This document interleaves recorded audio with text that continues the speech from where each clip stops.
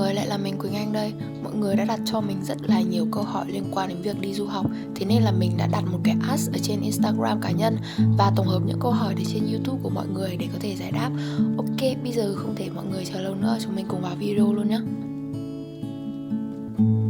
Cái lo lắng đầu tiên của mình đấy chính là phải xa nhà. Vì đây là lần đầu tiên mình đi ra nước ngoài mà lại còn là một nước cách Việt Nam tận một nửa bán cầu nữa. Thế nên là mình cũng không tránh khỏi lo lắng. Nhưng mà mình lại thích đi đây đi đó để khám phá. Thế nên là so với cuộc sống mới ở đây thì mình thấy là mình thích nghi cũng khá là nhanh. Điểm mình thích nhất ở Cuba chắc có lẽ là thời tiết. Thì trời ở Cuba rất là xanh. Vào mùa hè nắng cũng to và thường thì trời ngả tối khá là muộn. Dù có nắng nhưng mà vì ở gần biển nên là rất là mát, không khí thoáng đãng và hoàn toàn không có kiểu thời tiết ẩm mốc như trời nồm ở Việt Nam. Điều khó khăn nhất đối với mình đấy chính là giao tiếp. Ở Cuba thì họ nói tiếng Tây Ban Nha và trước khi sang đây thì mình cũng đã học một chút tiếng Tây Ban Nha rồi. Nhưng mà cái vốn tiếng đấy của mình thì lại không đủ để dùng. Ở đây người ta cũng ít nói tiếng Anh nữa, thế nên là đối với mình thì mấy tháng đầu hơi khó khăn một chút. Để nói về giá cả ở Cuba thì hiện tại đang dịch, mọi thứ đều khan hiếm nên giá cả hơi cao một chút so với giá cả ở Việt Nam. Còn nói về món ăn thì cũng có khá là nhiều thứ. Khẩu vị của người Cuba thì khác hoàn toàn so với khẩu vị của người Việt Nam. Thế cho nên là trong cái thời gian đầu mà mình chuyển đến ký túc xá thì mình đã bị đau bụng hẳn một tuần liền bởi vì là không hợp thức ăn ở đây á mọi người. Thì người Cuba chỉ ăn cực kỳ mặn, cực kỳ ngọt hoặc cực kỳ nhạt. Họ không hề có gia vị cay như ở Việt Nam. Và một điều đặc biệt nữa là họ nấu cơm với muối, họ nấu cơm với đậu đen hoặc là nấu canh đậu đen mặn chứ không phải là cái chè đậu đen ngọt của Việt Nam mình. Mình thì mình chưa có dịp trải nghiệm hết tất cả những cái món ngon ở Cuba vì đang dịch nên mình sẽ hẹn mọi người một video khác nha. Thường thì mình sẽ xuống dưới nhà ăn của ký túc xá để lấy cơm và thức ăn lên trên phòng. Sau đó thì mình sẽ tự chế biến lại theo đúng khẩu vị của mình. Cá nhân mình thì mình thấy Việt Nam phát triển hơn so với Cuba ở nhiều mặt.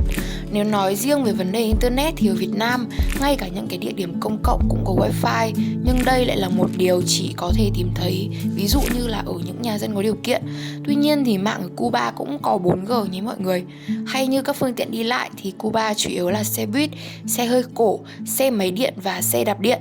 Từ lúc đến đây thì mình vẫn chưa thấy một chiếc xe gắn máy nào như ở Việt Nam cả. Và nếu như bốt điện thoại công cộng đã biến mất ở Việt Nam mấy năm trở lại đây thì khi đến Cuba bạn vẫn có thể dễ dàng nhìn thấy chúng ở trên đường và đặc biệt là chúng vẫn được người dân sử dụng. Ở Cuba có nhiều du học sinh Việt Nam nhé mọi người. Có rất nhiều các anh chị khóa trước, học trước mình. Có nhiều người vẫn đang học và có nhiều người thì đã học xong và các anh chị đi về nước rồi. Và chúng mình thì cũng chuẩn bị tinh thần để đón thêm nhiều khóa sau có các em, các bạn đến Cuba học như chúng mình nữa. Ngoài ra thì ở Cuba cũng có du học sinh Trung Quốc, Nhật Bản, Hàn Quốc, Mông Cổ, Angola và có nhiều người đến từ nhiều nơi khác nhau trên thế giới nữa. Ấn tượng đầu tiên của mình về con người Cuba đấy chính là họ rất là nhiệt tình. Họ còn là những con người tự nhiên và phóng khoáng nữa.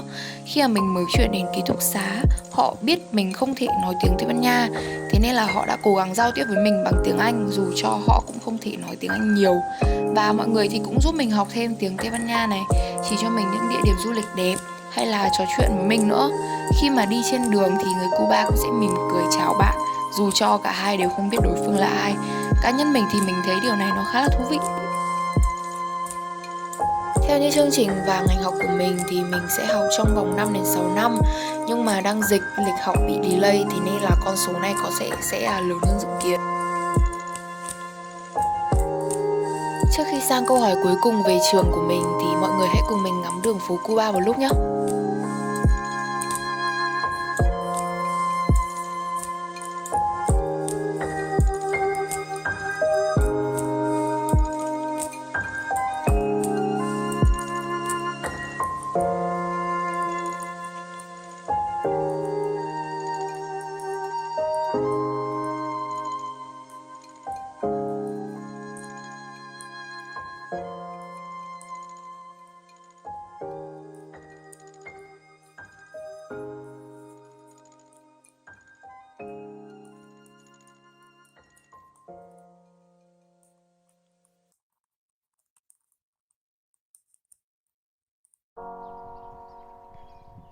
Chuyên ngành mình theo học là truyền thông xã hội và trong tiếng Tây Ban Nha thì gọi là Comunicación Social. Ở đây thì cũng có thể coi là khoa báo ở trong trường đại học của mình. Và do chưa vào năm nên là mình cũng chưa có nhiều trải nghiệm làm với ngành học này, nhưng mà mình sẽ nói rõ hơn ở trong những video sau nha. Mình đi du học thì đi du học một mình, gia đình và bạn bè thì ở Việt Nam hết. Nhưng mà khi mà sang đây du học thì mình có đi cùng với một bạn nữa. Nhưng mà sang đây thì mình đã làm quen được với rất là nhiều anh chị người Việt này, những anh chị khóa trước mình, và quen thêm cả những người bạn Cuba hay là những cái người bạn đến từ nhiều đất nước khác nhau nữa. Trước khi mà video kết thúc thì mình mời mọi người đi cùng mình tham quan một góc sân trường nhé. Và khi nào thì mình đi học lại mình sẽ làm một video school tour giới thiệu về trường cho mọi người xem.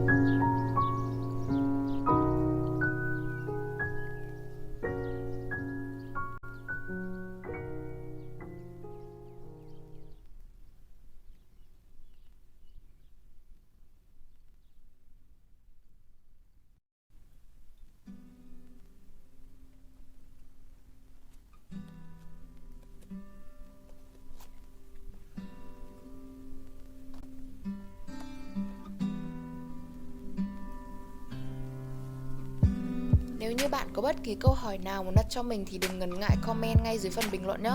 Hoặc là follow trang Instagram cá nhân của mình. Cảm ơn mọi người vì đã dành thời gian ra để xem video của mình. Tạm biệt mọi người và hẹn gặp lại những video sau.